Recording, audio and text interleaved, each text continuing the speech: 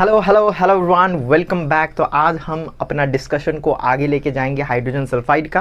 और आज हम डिस्कशन करेंगे किप्स एपरेटस का। ये जो किप्स एपरेटस है वो भी क्या है, हाइड्रोजन सल्फाइड का प्रिपरेशन में हेल्प करता है। एक्चुअली इसका बहुत इंपॉर्टेंट रोल है। क्या इंपॉर्टेंट रोल है सर जी? ये जो किप्स एपरेटस है इससे हम क्या कर सकते हैं, हाइड्रोजन सल्फाइड का जो प्रोडक्शन है उसको कंट्रोल्ड वे में कर सकते हैं। तो देखते हैं क्या है अपना किप्स एपरेटस। फटाक से आओ। देखो, मैंने डायग्राम पहले ही बना के रखा है क्योंकि बार बार मतलब बनाने में टाइम लगता है ना, तो पहले बना के रखा हुआ है तो जल्दी जल्दी हो जाएगा। तो ऐसा कुछ देखने को मिलता है हमको किप्स एपरेटस। इसका नाम क्या है? Kipp's apparatus. Kipp's apparatus. Kipp's apparatus. एक बार एपरेटस का स्पेलिंग चेक कर लिया जाए। हाँ ठीक है, एपरेटस, किप्स एपरेटस। तो इससे क्या होता है, इससे क्या कर सकते हैं हम लोग? किप्स एपरेटस है ना, हेल्प टू प्रोड्यूस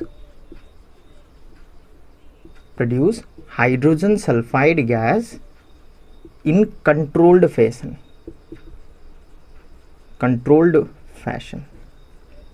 मतलब हम लोग यहाँ से जो हाइड्रोजन सल्फाइड का प्रोडक्शन है उसको क्या कर सकते हैं, कंट्रोल।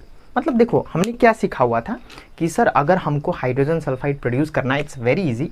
हमको लेना है फेरस सल्फाइड, उसको हमें डाइल्यूट H2SO4 के साथ रिएक्ट कर देना है सर जी। और क्या बनेगा हमारे पास? हमारे पास आएगा सर FeSO4 प्लस H2S, ये गैस निकलेगा। क्या हमने ये सीखा था सर? हाँ सर सीखा था, काहे नहीं सीखा था। तो ये हमने सीखा हुआ था। और हमने क्या सीखा कि सर ये जो है उसका कलर क्या होता है? Dark brown. डार्क ब्राउन होता है सर, डार्क ब्राउन। और जैसे ही हम ये डार्क ब्राउन FeAS को डाइल्यूट H2SO4 के साथ रिएक्ट करेंगे तो गैस बन जाएगा सर। तो इसको कंट्रोल्ड कैसे किया जाए सर? कैसे कंट्रोल करें? तो यहाँ पर हमारे पास किप्स एपरेटस है, इससे हम प्रोडक्शन करेंगे तो कंट्रोल्ड वे में होएगा। इसमें 3 चैम्बर होता है, एक चैम्बर A, दूसरा चैम्बर B और तीसरा चैम्बर C। ठीक है, चलो ये देखो, ये राउंड राउंड होता है, ये जो B एंड C है ना, इसको बता दे। अरे मिटना किधर है? ये जो B एंड C है वो राउंड राउंड होता है, ग्लोब टाइप का है ना। तो Kipp's apparatus it consist of 3 chamber, A, B and C as shown in figure।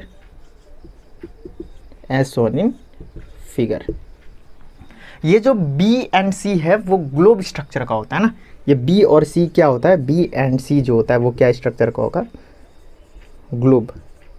Globe structure का होता है, ग्लोबुलस होता है सर, ग्लोबुलस है ना। और ये जो A होता है वो क्या होता है? हेमिस्फेरिकल, आधा ग्लोब,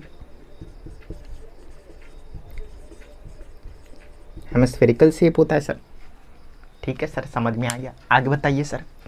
और यहाँ पर एक चीज़ तुमको समझना है कि यहाँ पर C और A कनेक्टेड है इनर से, मतलब इनसाइड से B और A एंड C को कनेक्टेड किया गया है। ठीक है, A and C are connected. ये तुम नहीं समझ, ये मत समझना कि C ऊपर में है, B बीच में है और A नीचे है। हाँ है, लेकिन C और A डायरेक्टली कनेक्टेड है। जैसे ऐसे समझो कि 2 रूम है। ठीक है, कितना रूम है सर? 2 रूम दूर दूर में है और बीच में भी एक रूम है। तो एक रूम से, अरे यार, ये रूम A, ये रूम B, ये रूम C। अब हमको अगर A से C में जाना है तो पहले हमको A से B में जाना पड़ेगा, फिर B से C में जाना पड़ेगा। ये स्किनो भाई, हेलो।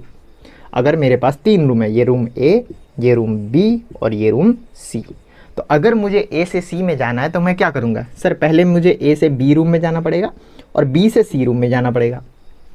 हाँ सर सही बोले आपने। लेकिन अगर मैं यहाँ पर एक टनल लगा दूँ, A से C तक एक टनल लगा दूँ, तो क्या मुझे A से C में जाने के लिए B रूम में जाना पड़ेगा? नहीं सर, आप टनल से घुस जाएंगे तो डायरेक्टली A से C में निकल जाएंगे, B में जाना ही नहीं पड़ेगा। तो समझ में आया? तो ये C से A में जाने के लिए ये टनल है, वो B में जाना ही नहीं पड़ेगा उसको। समझ में आ रहा है?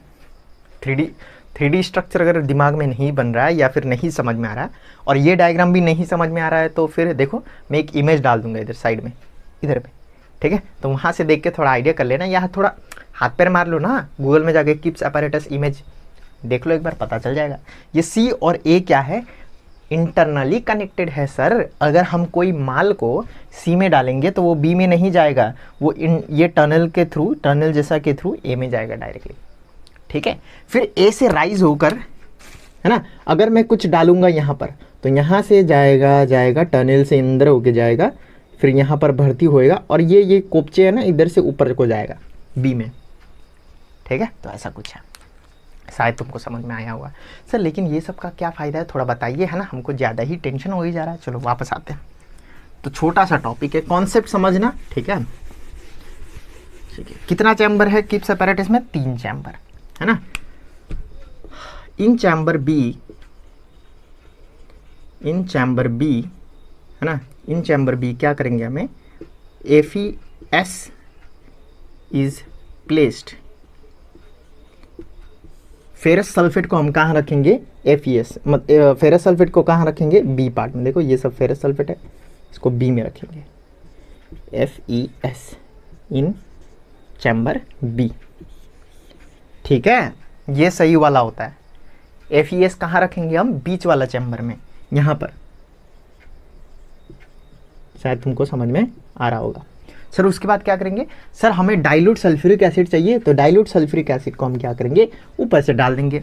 जब डाइल्यूट सल्फ्यूरिक एसिड और मतलब फेरस सल्फाइड का मिलन होगा तभी ना सल्फ्यूरिक हाइड्रोजन सल्फाइड बनेगा।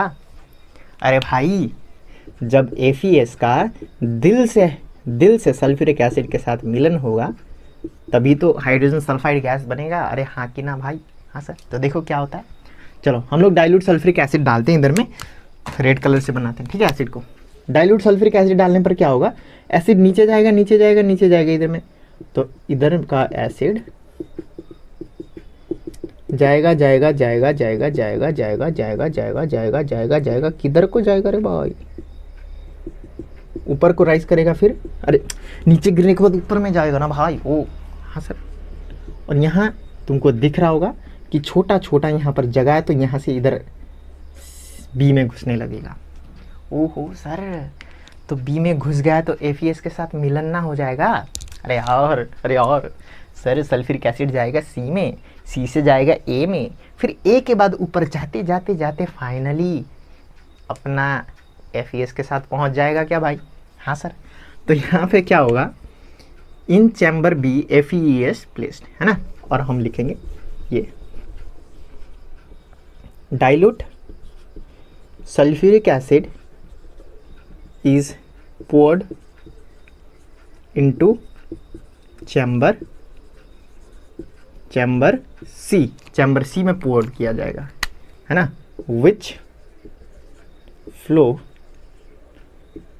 to A and rises to chamber B, finally meeting with FeS। और जैसे ही हाइड्रोजन सल्फाइड, सॉरी यार क्या बोल रहा हूँ मैं, और जैसे ही ये डाइल्यूट सल्फ्यूरिक एसिड और FeS का मिलन होगा, जैसे ही ये डाइल्यूट सल्फ्यूरिक एसिड और क्या भाई, जैसे ही ये डाइल्यूट सल्फ्यूरिक एसिड और ये FeS का मिलन होगा तो यहाँ से क्या निकलना चालू हो जाएगा? देखो यहाँ से मिलन हो जाएगा, हेलो लाल कलर पहुँच गया काला में, तो यहाँ से क्या निकलना चालू हो जाएगा? H2S gas. और ये ढक्कन क्लोज है, ठीक है? इसको क्लोज रखेंगे, ओपन करेंगे तो ये H2S निकल जाएगा ना इधर से, तो इसलिए हम उसको क्लोज करेंगे। काहे क्लोज किए वो भी एकदम रीजन है उसका, ठीक है? यहाँ से H2 गैस निकलने लग जाएगा और हैंस ये पूरा एयर टाइट होता है, मतलब यहाँ से कोई भी गैस नहीं जा सकता। इसको हम एकदम एयर टाइट करके रखते हैं यहाँ पर ताकि यहाँ से ना निकले। तो यहाँ पर क्या हो जाएगा? हाइड्रोजन गैस का जो क्वांटिटी है वो बढ़ता ही जाएगा सर। अरे यार, जितना डाइल्यूट सल्फ्यूरिक एसिड FeS के साथ मिलन होगा उतना हाइड्रोजन सल्फाइड गैस बनेगा, ना भाई? हाँ सर। और जितना कांटेक्ट होगा उतना हाइड्रोजन सल्फाइड बनेगा, मतलब ये क्वांटिटी ऑफ हाइड्रोजन सल्फाइड बढ़ता ही जाएगा, बढ़ता ही जाएगा, बढ़ता ही जाएगा, और एक टाइम ऐसा हो जाएगा कि अंदर में हाई प्रेशर क्रिएट हो जाएगा, हाई प्रेशर। और हाई प्रेशर है और यहाँ से बाहर निकल नहीं सकता, तो क्या हो जाएगा, ये प्रेशर लगाएगा नीचे को कि सल्फ्यूरिक एसिड को नीचे ढकेलने लग जाएगा। अरे यार कितना मज़ा आ रहा है। यहाँ पर हाइड्रोजन सल्फाइड बनने लगेगा और जैसे जैसे वो जो ग्लोबुलस है उसमें हाइड्रोजन सल्फाइड का क्वांटिटी बढ़ने पर वो कहीं पर निकल नहीं सकता, पूरा एयरटाइट है। तो क्या करने लग जाएगा, ऐसे नीचे देखेगा और सल्फ्यूरिक एसिड को पुश करने लग जाएगा नीचे। और जैसे सल्फ्यूरिक एसिड को पुश करेगा, क्योंकि प्रेशर बढ़ गया है ना, अभी प्रेशर बढ़ गया गैस का, क्योंकि बनता ही जा रहा है रिएक्शन के बाद, तो वो सल्फ्यूरिक एसिड नीचे जाने लग जाएगा due to the pressure of H2S gas. और जैसे वो नीचे चला जाएगा, कांटेक्ट खत्म, contact between the ferrous sulphide and sulphuric acid खत्म हो जाएगा। ठीक है, meeting with FeS, hence produce H2S gas, and this gas continues to produce till the contact between the ferrous sulfide and dilute sulfuric acid is there, है ना।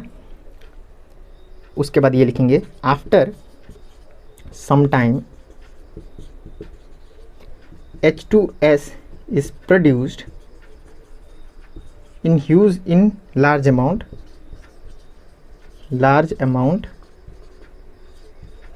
which create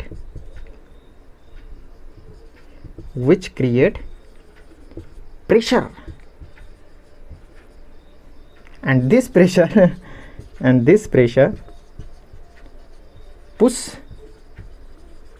the H2SO4 in downward direction, which break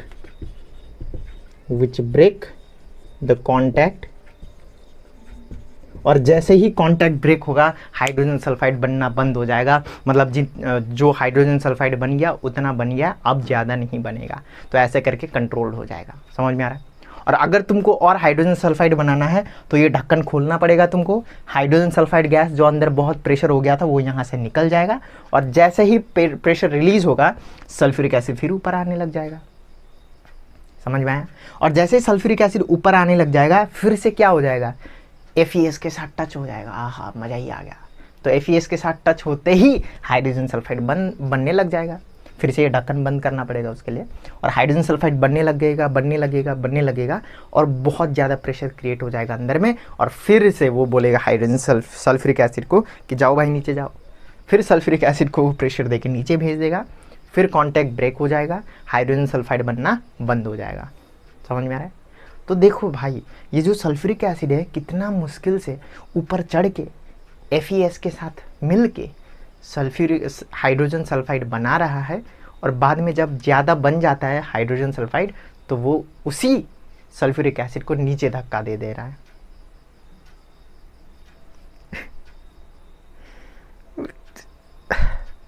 कितना दुख वाला story है, ऐसा ही लग रहा है क्या तुमको? बहुत मज़ेदार स्टोरी है, समझ में आ रहा है। तो सल्फ्यूरिक एसिड ऊपर जाएगा, FeS के साथ टच होएगा, FeS के साथ टच होते ही हाइड्रोजन सल्फाइड गैस बनने लगेगा, हाइड्रोजन सल्फाइड गैस बनते बनते बहुत ज़्यादा हो जाएगा, प्रेशर क्रिएट हो जाएगा, तो वो नीचे आ जाएगा, फिर ज़्यादा प्रेशर क्रिएट हो गया, कॉन्टैक्ट ब्रेक हो गया, अब बनना बंद। अब हम इसको खोलेंगे, हाइड्रोजन सल्फाइड निकल जाएगा, और जैसे ही निकलेगा अंदर में प्रेशर कम हो जाएगा, फिर सल्फ्यूरिक एसिड ऊपर जाएगा, फिर FeS के साथ मिलेगा, हम ढक्कन बंद कर देंगे, फिर हाइड्रोजन सल्फाइड बनने लगेगा, हाइड्रोजन सल्फाइड बहुत ज़्यादा बन जाएगा, प्रेशर हाई हो जाएगा, फिर प्रेशर हाई होते ही वो नीचे ढकेलने लग जाएगा, और जैसे ही कॉन्टैक्ट ब्रेक हो जाएगा फिर से हाइड्रोजन सल्फाइड बनना बंद हो जाएगा। तो शायद तुमको ये सिस्टम समझ में आया है, अगर नहीं समझ में आया तो एक बार टेलीग्राम में पूछना मुझे, ठीक है। एक बार रिएक्शन बता देता हूँ तुमको, ये लिख लो जल्दी से, हो गया, चलो खत्म। रिएक्शन तो हमने किया हुआ है, लेकिन फिर भी एक बार बता देते हैं, है ना। ये जो FeS है वो डाइल्यूट सल्फ्यूरिक एसिड के कांटेक्ट में आते ही क्या बनाता है, FeSO4 बनाता है और H2S बनाता है, बस यही तो है ना। तो यहाँ पर H2S गैस बनाएगा, उसके बाद टच हो जाएगा। तो इसको बोलते हैं किप्स एपैरेटस। ठीक है, तो चलो अब नेक्स्ट टॉपिक में जाएंगे जो होगा physical property of hydrogen sulphide. ठीक है, बहुत स्टूडेंट रिक्वेस्ट कर रहे हैं कि सर, रिक्वेस्ट नहीं मतलब पूछ रहे हैं कि सर ये सिलेबस कब ख़त्म होगा, सर ये वाला सिलेबस कब ख़त्म होगा, है ना। मैं बार बार कमेंट करे जा रहा हूँ कि ये जो चैप्टर है मैं ट्राई करूँगा इस मंथ में कंप्लीट करने का, है ना। तो फिर भी सर कब ख़त्म होएगा बताइए ज़रा। तो मुझे एक मीम याद आ जाता है कि तुमने सुना होगा कि ये 10 वाला पैकेट कितने का है जी, ऐसे कुछ बोलता है। तो तुम लोग भी यही बोल रहे हो मेरे से कि सर ये 1 साल का सिलेबस कितना दिन में ख़त्म होएगा, ऐसे कुछ। क्या भाई, इतना जल्दी सिलेबस कंप्लीट करके कहाँ जाना है बताओ भाई मुझे, हाँ। सिलेबस ही कंप्लीट होएगा तुम्हारा, है ना। रिवीजन मारो भाई, सिलेबस कंप्लीट है, रिवीजन मारो, पिछले जो क्लास हुआ है रिवीजन मारो, खाली सिलेबस कंप्लीट करने के पीछे पड़े हो। चलो इसको मिटाने का मन नहीं कर रहा है, इसको रखते हैं, ठीक है। फिजिकल प्रॉपर्टी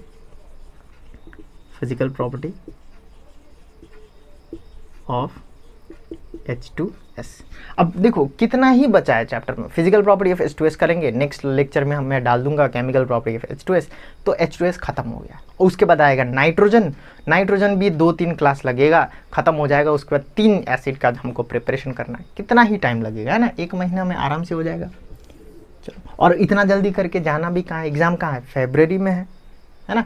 चलो, तो physical property of H2S number 1 इसका स्मेल। भाई इसका स्मेल के बारे में मैंने बता ही दिया है, rotten smell, rotten egg smell, है ना। हैवी देन एयर,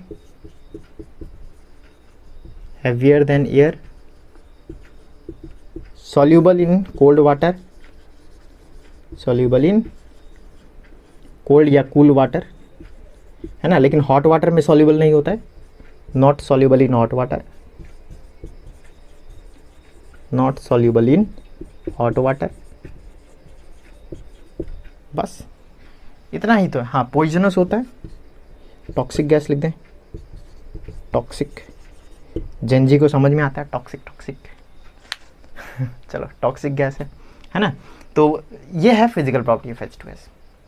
अब इतना तुमको समझ में आ गया, अब क्या बचा है केमिकल प्रॉपर्टी, जो नेक्स्ट क्लास में कर ले जाएंगे, ठीक है। और ये जो किप्स एपैरेटस है वो बहुत इंटरेस्टिंग टॉपिक है, अगर तुमको नहीं समझ में आया तो बताना, ठीक है। इसका जो इंजीनियरिंग है, जो दिमाग लगा है इसको बनाने में, वाह, है ना। तो ये जो किप्स एपैरेटस है बेसिकली क्या में हेल्प करता है, जो गैस का प्रोडक्शन है उसको कंट्रोल्ड वे में कराने का। कितना बढ़िया दिमाग लगाया है कि यहाँ से हम लोग कुछ डालेंगे, वो ऊपर जाएगा, यहाँ पर गैस बनाएगा, है ना। गैस बनाएगा, गैस के प्रेशर से वो फिर लिक्विड नीचे जाएगा, कांटेक्ट ब्रेक हो जाएगा। वाह, क्या ही लॉजिक है। इसका मतलब ये मैं बोल सकता हूँ कि ये जो किप्स एपैरेटस है वो जो किप्स एपैरेटस है उसमें किस टाइप का रिएक्टेंट होना चाहिए। किप्स एपैरेटस में किस टाइप का रिएक्टेंट होना चाहिए। एक लिक्विड होना चाहिए, है ना। ये लिक्विड जो यहाँ से हम डाल सके, ऐसा तो नहीं कि यहाँ से हम पत्थर डाल रहे हो कि वो नीचे ऊपर हो जाए, है ना। और दूसरा क्या होना चाहिए, ऐसा सॉलिड होना चाहिए, लिक्विड एंड सॉलिड। एक लिक्विड एक सॉलिड रिएक्टेंट होना चाहिए। और जो प्रोडक्ट है उसमें एक क्या होना चाहिए, प्रोडक्ट में एक गैस होना चाहिए ताकि प्रेशर क्रिएट हो और नीचे भेज दे रिएक्टेंट को, है ना। प्रोडक्ट में क्या होना चाहिए, गैस होना चाहिए। तो ये भी याद कर लेना, ये तो लॉजिक ही है, ये तो प्योर लॉजिक है ना। एक हम लिक्विड डालेंगे, एक सॉलिड होएगा, वहाँ जाके टच करेगा, गैस बनेगा, प्रेशर क्रिएट होगा और वो लिक्विड को नीचे भेज देगा, ऐसा कुछ। कांटेक्ट ब्रेक हो जाएगा, गैस प्रोड्यूस हो गया कंट्रोल्ड वे में, ठीक है। शायद तुमको ये जो लॉजिक है वो समझ में आ रहा होगा। अगर नहीं समझ में आया तो मुझे टेलीग्राम में रीच आउट करो, है ना। वहाँ पर पूछो कि कहाँ पर प्रॉब्लम है। चलो, थैंक यू गाइस।